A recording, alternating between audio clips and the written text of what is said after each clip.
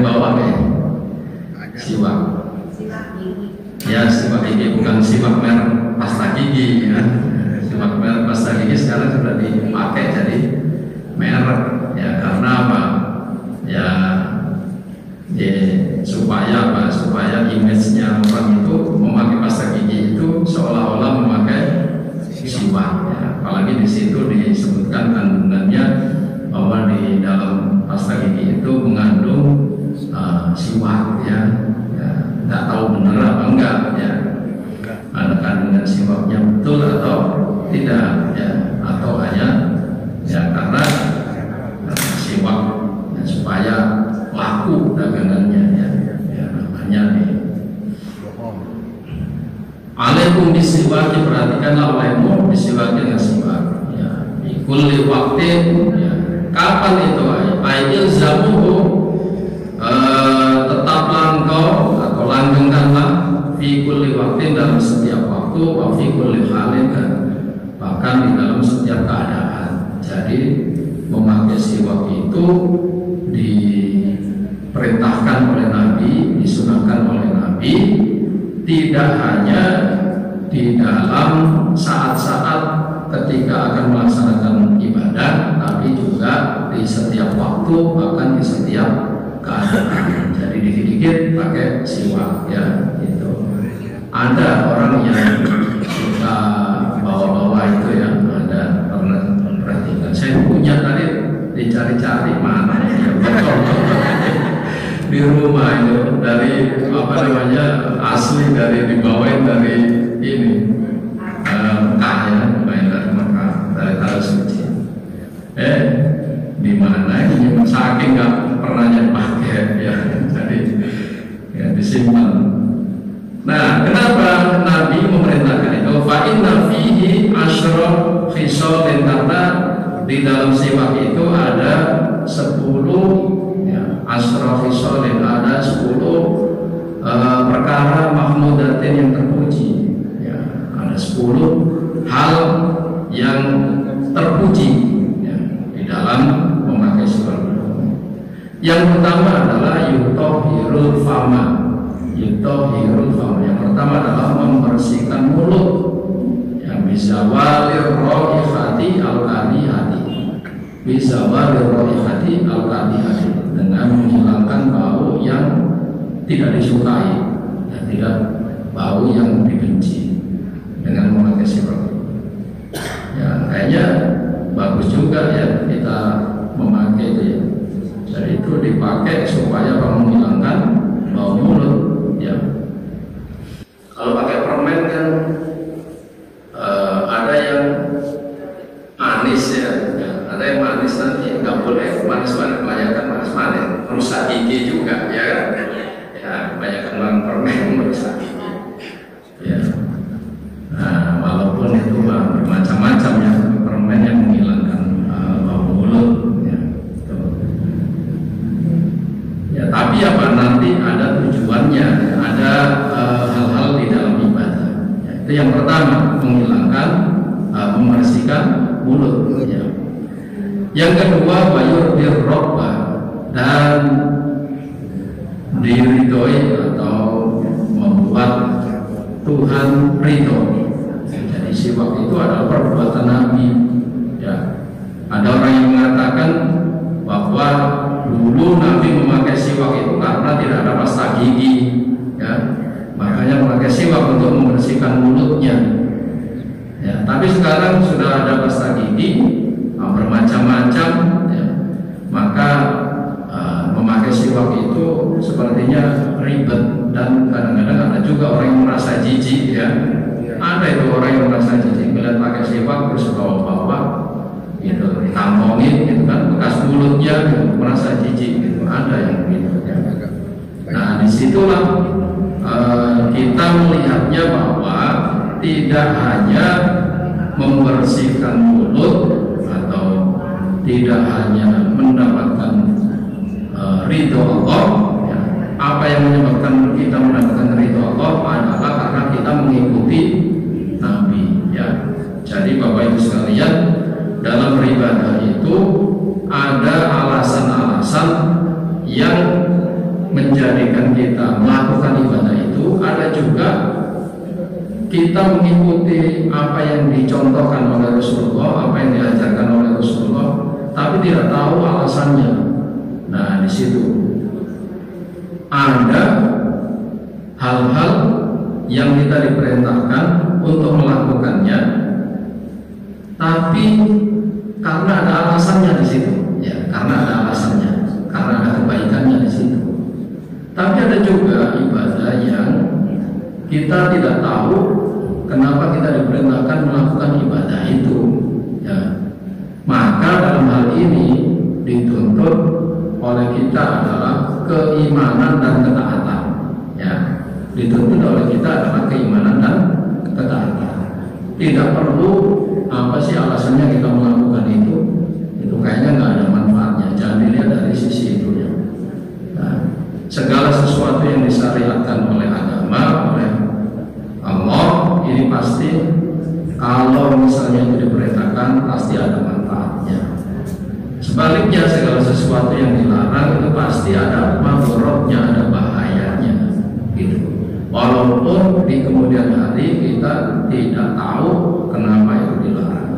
Ya, contoh misalnya, kenapa babi itu dilarang, ya kan gitu ya? Kenapa babi itu dilarang? Ya, ada orang mengatakan karena babi itu hidupnya di tempat-tempat yang jorok, ya, gitu. Tapi sekarang enggak. Ya, orang yang biasa miara babi, peternak babi, nggak mau itu dikatakan jorok. Sekarang lebih bersih malah.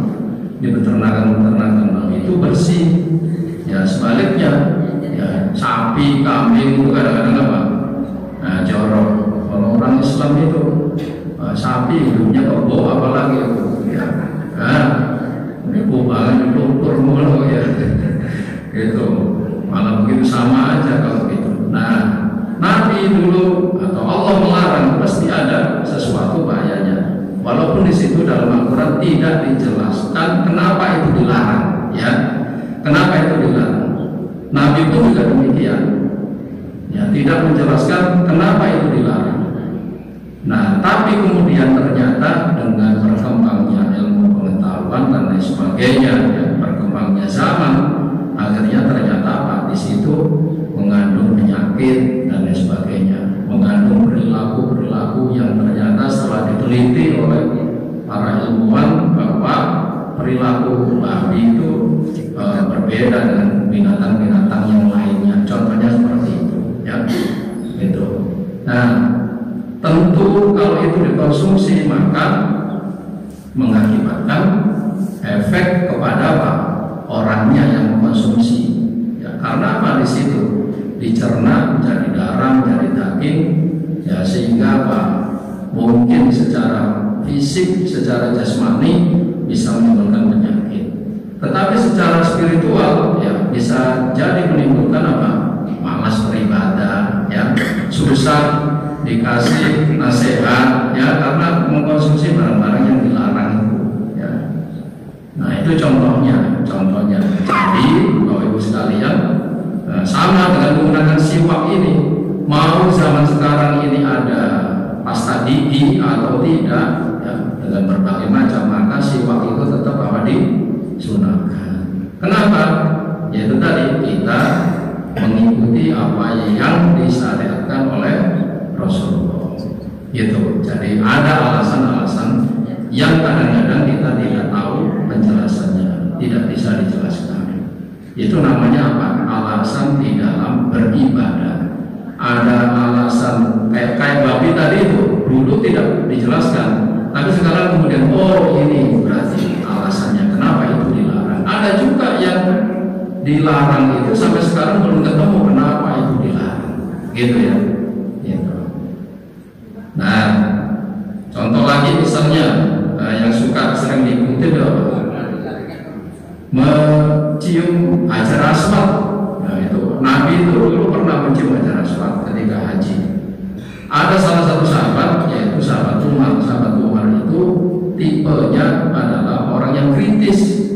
Jadi Nabi itu punya sahabat, yang satu sahabat Abu Bakar. Kalau sahabat Abu Bakar itu tipenya kayak orang tua, ya pas banget, ya, sebagai sahabat yang pertama kali menjabat Khalifah Rasyidin, ya tipenya memang tipe orang tua manut.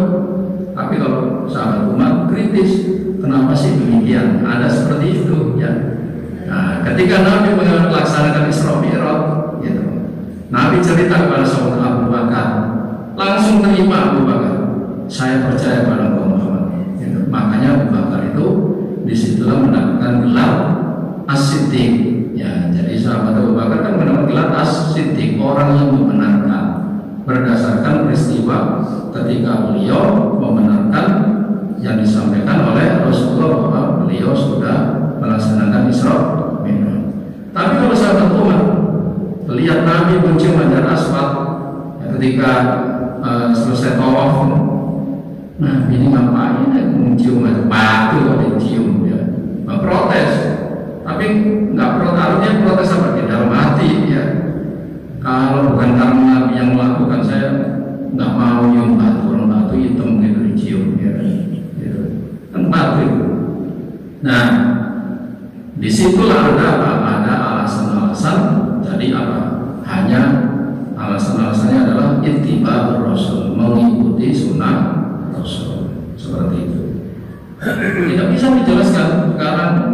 Nah, apa? Malah sekarang kalau saya mencium Hajar Aswad pada saat haji, pada saat umroh, justru malah membahayakan ya, karena berdesak-desakannya manusia. Justru itu sekarang itu banyak orang yang meninggalkan itu. Karena apa? Lebih baik menjaga kesehatan, lebih baik menjaga keselamatan diri daripada apa?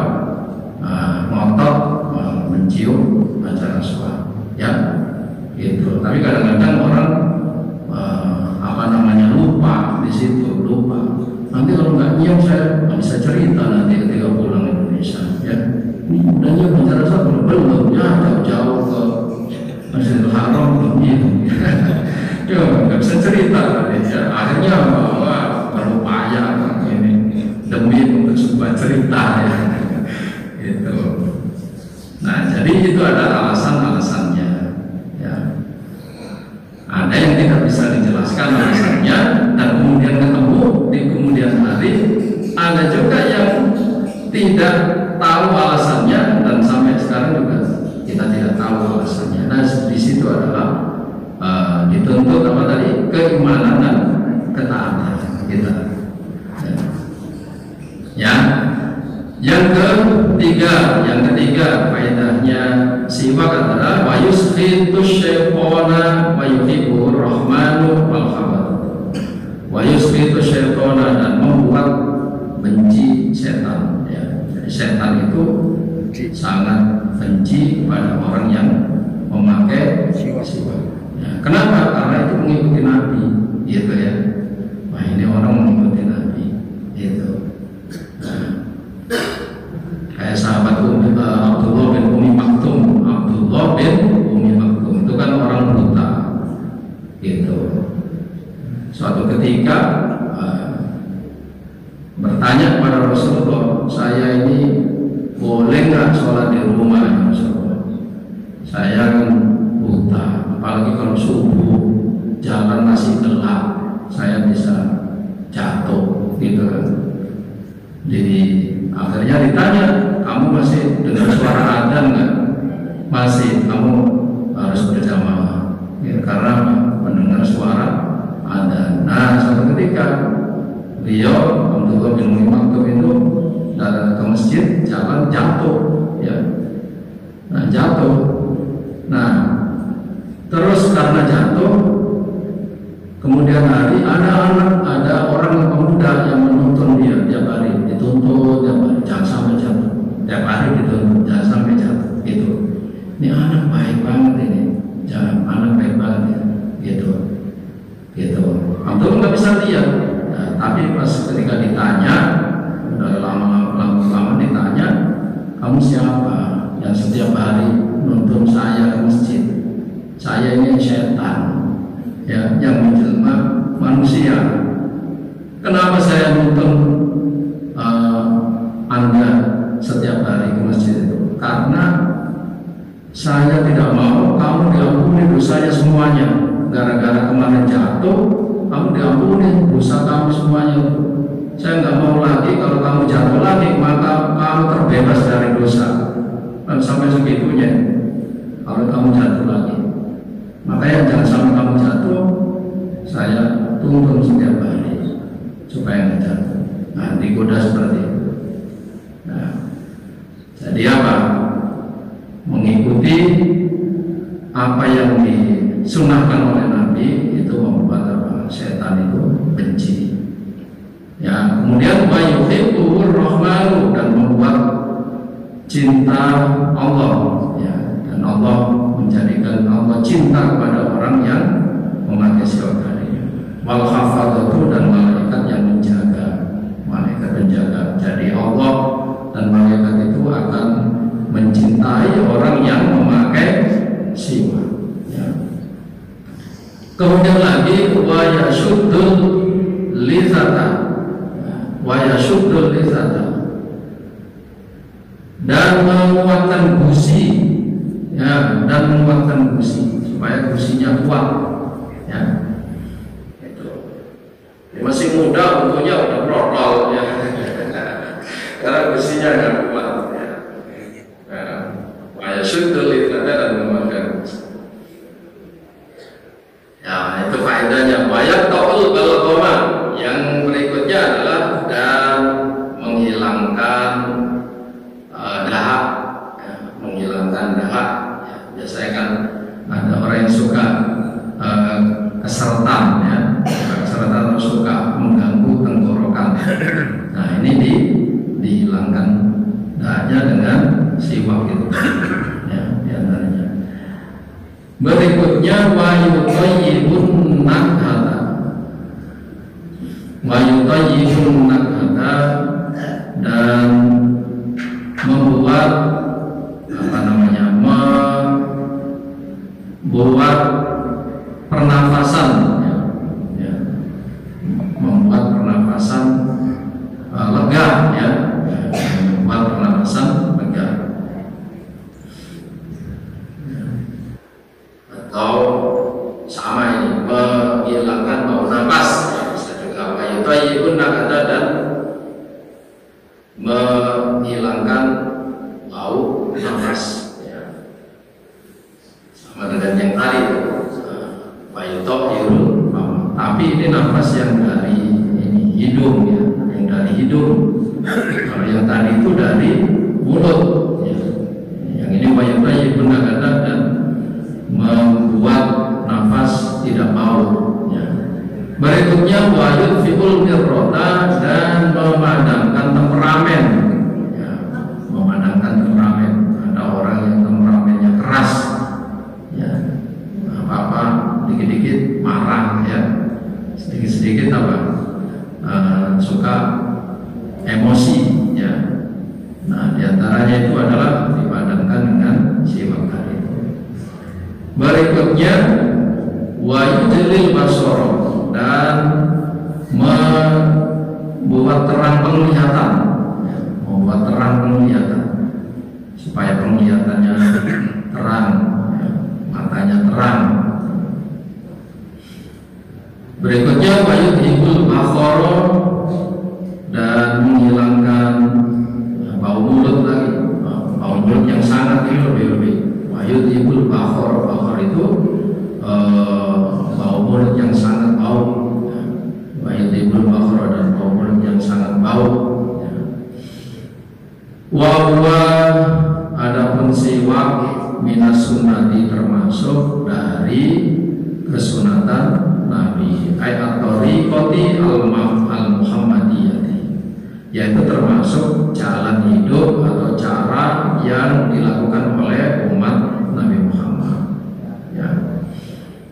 Karena Nabi Sallallahu Alaihi Wasallam yudawi alaihi, Nabi Sallallahu Alaihi Wasallam itu melanggengkan pemakai siwak. Summa qala alaihi salatu wassalam, kemudian beliau bersabda, as-sholatu bisiwaki afdalu min sab'ina sholatan bi ghairi siwakin. Ini keutamaannya. As-sholatu bisiwaki, sholat dengan memakai siwak, afdalu, lebih utama, min sab'ina sholatan, daripada 70 bi ghairi siwakin, tanpa tanpa memakai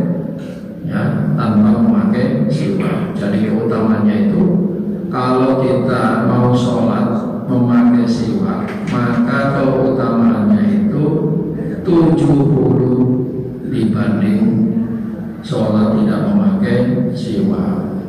Ya. Nah, belum lagi kalau kita melaksanakan sholatnya berjamaah, kan begitu. Ya. Wa hadza la yadullu ala afdhaliyati siwaki ala jamaati. Wa hadza hadis ini layak dulu tidak menunjukkan ala afdhaliyati siwaki atas keutamaannya bersiwak ala jamaati mengamalkan jamaah. Jadi masih lebih utama berjamaah. Berjamaah itu lebih utama, walaupun jangan dilihat hitungannya. Kalau tadi di jamaah itu kan 27 derajat, 27 derajat. Sedangkan ini tadi 70 keutamaan, ya, 70 keutamaan. Nah, jangan dilihat dari hitungannya, ya. Maksudnya 70 keutamaan itu adalah mengamalkan sholat yang tidak memakai siwak, ya, bedanya 70 keutamaan. Tapi masih kalah dengan sholat dengan berjamaah, ya. Allati ya bisa in wa isyrina li'anna darajatan min hadihi qad ta'dilu katsiran min dunya. Karena satu derajat aja, ya, karena satu derajat aja daripada sholat berjamaah itu, padahal ini kan 27, ya, qad ta'dilu katsiran min dunya. Nah, sungguh membandingi lebih banyak daripada 70 itu. Ya, 27 itu yang jamaah, ya, orang berjamaah itu memang luar biasa, ya, 27 derajat. Nah, tapi 27 derajat ini juga berbeda-beda, Bapak Ibu. Ada yang mengikuti dari awal, ya, apalagi kalau mengikuti dari awal, sebelum imam membaca Fatihah kita sudah takbir. Nah, sebelum imam baca Fatihah kita sudah takbir. Itu artinya apa? Imam Allahu Akbar, kita langsung Allahu Akbar, itu langsung. Dia mengikuti dari awal. Tentu 27-nya berbeda dengan orang yang baru mengikuti setelah ketinggalan 1 rakaat, ya. Sama 27-nya, ya, sama 27-nya. Namanya berjamaah berarti apa? Dapatnya yang 27. Tapi apa? Beda-beda, ya. Ada kayak mobil itu, ya, ada tipe-tipenya, ya. Ini mereknya apa ini? Mereknya apa ini? Misalnya Toyota, ya. Mereknya beda-beda, ya. Ada Calya, ya. Ada naik lagi Avanza, ya. Yang Calya itu yang apa? Yang tinggal 1 rakaat baru jamaah, ya. Gitu. Nah, naik lagi Avanza, ya, itu baru 2 rakaat baru takbir, ya. Avanza, ya. Naik lagi misalnya, ya, apalagi itu ke atasnya apa? Ya, baru itu dapat Alphard, ya. Kalau sudah dari awal takbir, nah, 27 dapat apa? Toyota, ya, nggak tahu Toyotanya yang mana, kan gitu, ya. 27-nya yang mana? Ya, bermacam-macam, ya, itu. Apalagi kalau kita bersama-sama mengikuti aminnya imam, jangan duluin, ya. Waladhdallin, amin, barengin imamnya. Nah, imamnya baca amin, kita juga baca amin, barengin itu, maka malaikat ikut mengaminkan. Ini makmumnya nggak sabaran banget. Waladhdallin, amin, imamnya belum selesai amin. Imamnya nggak barengin imamnya, ya. Gitu, bersama-sama mengaminkan Fatihahnya imam supaya malaikat ikut mengamini, ya. Apalagi pada saat ini, Bapak Ibu, dalam sholat itu, usahakan ketika kita membaca ihdinas iyyaka na'budu wa iyyaka nasta'in, itu jangan sampai kita ingat selain bacaan itu. Kan kadang kita bisa Bismillahirrahmanirrahim, alhamdulillah, nggak ingat. Yang penting baca, tapi tapi apa? Hadir, hati kita itu nggak hadir, ya. Nah, ketika kita baca iyyaka na'budu wa iyyaka nasta'in, itu jangan sampai kita nggak hadir hatinya, ya. Hanya kepadamu kami menyembah dan hanya kepadamu kami mohon pertolongan, ya. Nah, itu hadir itu, ya. Sama kayak niat pada saat niat. Ketika kita takbir Allahu Akbar dalam hati kita, itu kan niat, ya. Niat sholat itu hadir artinya, ya. Kalau yang lain-lain banyak yang kita lupa, ya. Pada sholat itu banyak yang lupa, ingat yang lain-lain, ya. Tapi usahakan pada saat kita membaca iyyaka na'budu wa iyyaka nasta'in itu kita hadir hati kita, ya. Ya lebih bagus lagi hadir semuanya, ya. Lebih bagus lagi hadir semuanya artinya ketika membaca surat Al-Fatihah, ya. Kemudian lagi yang hadir lagi artinya harus hadir apa? Assalamualaikum ayyuhan nabiyyu wa rahmatullahi wa barakatuh, ya. Assalamualaikum, salam untukmu ayyuhan nabiyyu, wahai nabi, gitu, ya.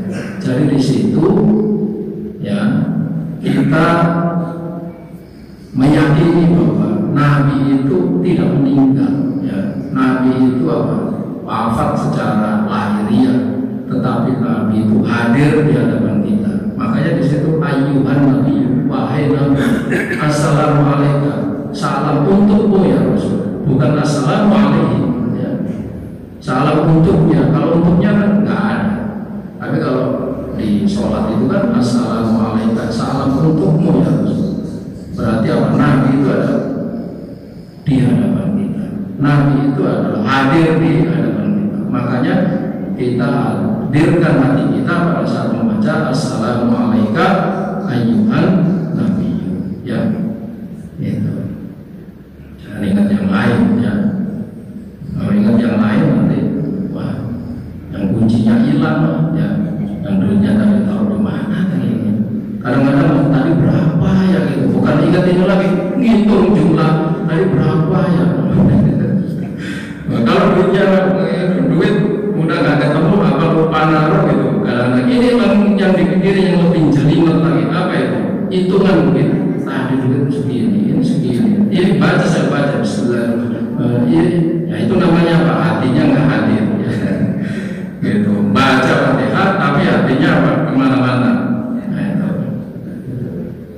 Nah, jadi usahakan itu tadi iyyaka na'budu wa iyyaka nasta'in dan assalamualaikum ayyuhan nabiyyu. Nah, jadi tadi apa? Berjamaah itu ya 27 derajat. Ini 27 derajatnya berbeda-beda antara orang yang mengikuti sejak awal, bahkan bisa dihitung jamaah kalau kita sudah terakhir. Ini kadang-kadang ada orang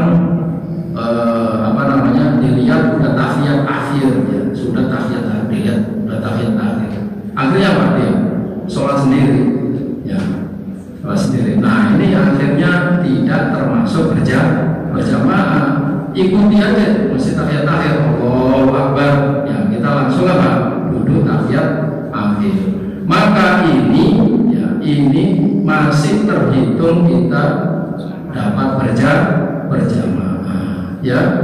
27 derajat, iya 27 derajat, tapi 27 derajat ya tadi itu, ya, sepeda listrik, ya, bukan kalian, bukan sepeda listrik, ya. Ya lumayan masih dapat jamaah gitu, ya. Tapi ya jangan disengaja, ya. Jangan disengaja, ntar aja nunggu terakhir jamaah yang dan cepetan dikit, ini maunya lama ini gitu. Akhirnya apa? Udah terakhir baru Allahu Akbar, gitu. Ya, baik. Itu makalah yang pertama dari bab 10 ini. Ya barangkali ada yang Bapak Ibu ingin disampaikan atau ditanyakan, ya, bisa disampaikan. Ya.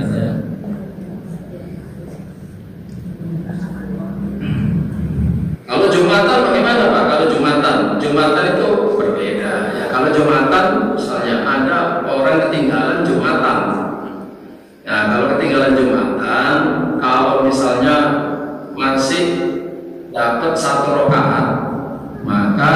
ini masih terhitung Jumatan. Ya, imam sudah dapat 1 rakaat, dia baru datang karena ketiduran, ya, misalnya ketiduran. Maka pas datang 1 gitu ya, maka niatnya tetap niat sholat Jumat. Nah, nanti tinggal menambah 1 rakaat itu. Tapi, nah ini ada lagi ketinggalannya pas tahiyat akhir. Wah itu tidur udah pulas banget itu ya, udah tidur pulas banget. Ya, ketinggalan sudah tahiyat akhir. Maka bagaimana niatnya? Niatnya tetap ya niat sholat Jumat. Ya kita ikuti tahiyat akhirnya. Tapi sholatnya harus 4 rakaat. Ya, sholatnya harus 4 rakaat itu. Nah, sama kayak seperti sholat zuhur. Ya, itu. Jadi kalau dapat 1, nah itu sudah termasuk sholat Jumat. Ya.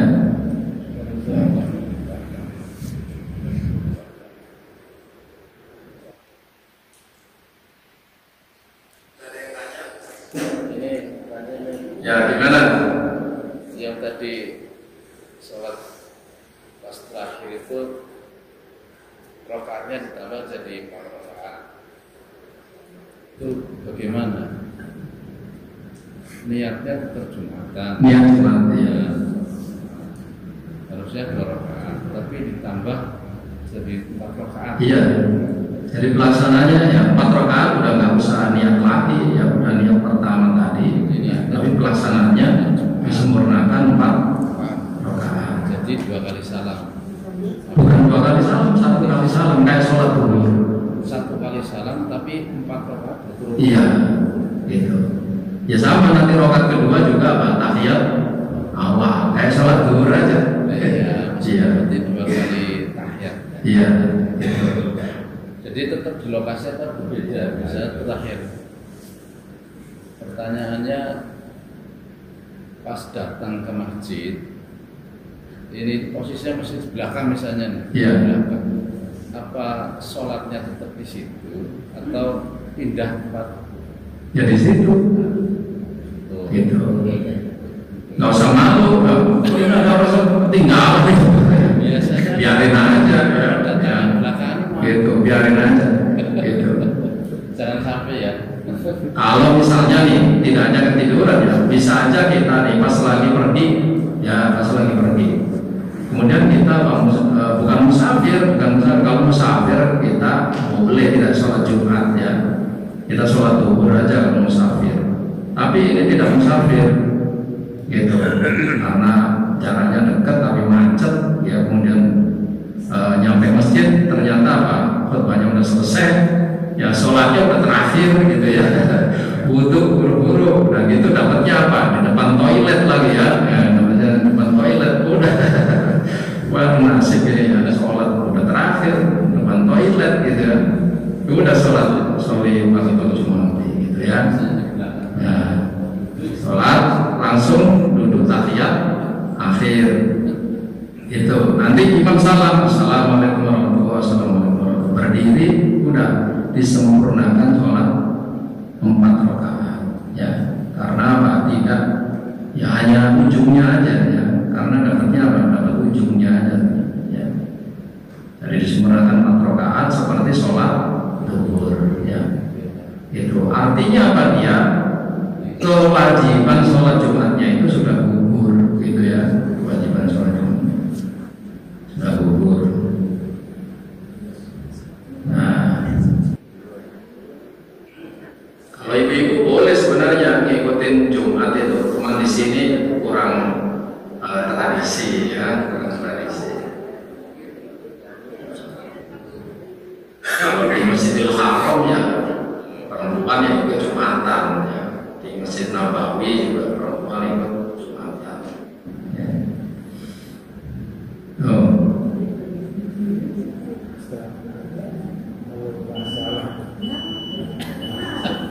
Iya. Iya. Saya kalau sholat Jumat yang 2 rakaat ada saya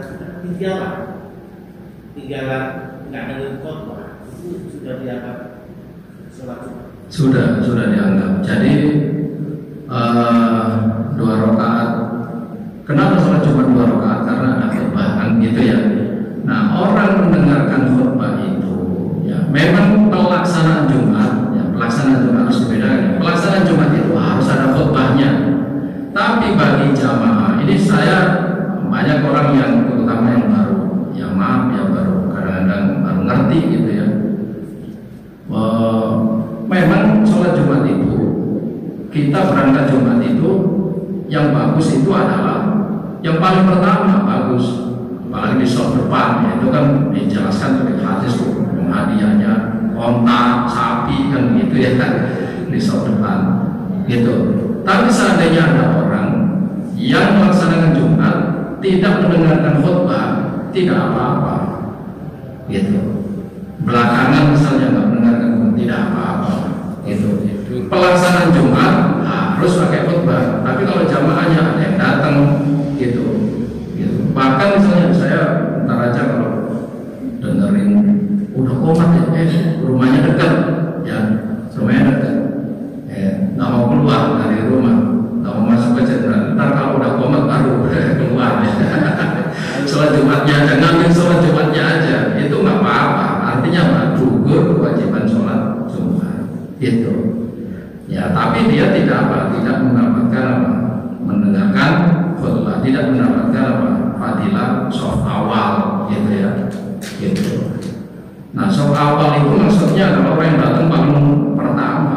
Enak banget datangnya belakangan apa? Langsung apa? Sholatnya si kosong langsung aja ke depan. bukan itu sholat pertama itu yang ya gitu. Jadi gitu ya Pak ya. Jadi memang 2 rakaat itu adalah gantinya khutbah itu adalah gantinya 2 rakaat. Kalau misalnya mendengarkan khutbah itu wajib ya, mendengarkan khutbah itu wajib. Artinya apa? Kalau kita sudah masuk ke masjid ya, wajib mendengarkan khutbah. Nggak boleh aktivitas yang lain. Kita misalnya dikir sambil baca tasbih cetak-cetik gitu ya, terus atau baca subhanallah, nggak boleh gitu ya. Dengerin aja dia khutbah, itu wajib. Malah kadang apa? Anak muda dengerin khutbah main game ya, bosen dia sambil main game itu apa ya. Saya pernah lihat itu masalahnya ya, bosen ini khutbahnya, udah mau bosen mau enggak, mau khutbahnya ngerti atau kagak dengerin aja, jangan aktivitas yang lain ya gitu. Ini mah main game untung aja pas kalah dia nggak mengucapin kata-kata gitu ya itu wajib dengerin khutbahnya ya, dengerin khutbahnya. Tapi ketika kalau kita misalnya nih bahwa mendengarkan khutbah itu wajib bagi semua orang yang sholat Jumat, maka kalau ada orang yang ketinggalan bisa nggak sah itu seperti itu. Maka apa? Banyak orang yang ketinggalan sholat Jumat, yang melaksanakan sholat Jumat ya, datangnya juga khutbah sudah dimulai, bahkan khutbahnya sudah selesai, maka apa? Tidak perlu mengulang sholat Jumatnya karena itu sudah sah ya. Jadi mendengarkan itu kalau sudah hadir gitu ya. Wow. Terima kasih. Mari kita tutup dengan sama-sama baca doa. Bismillahirrahmanirrahim. Subhanallah.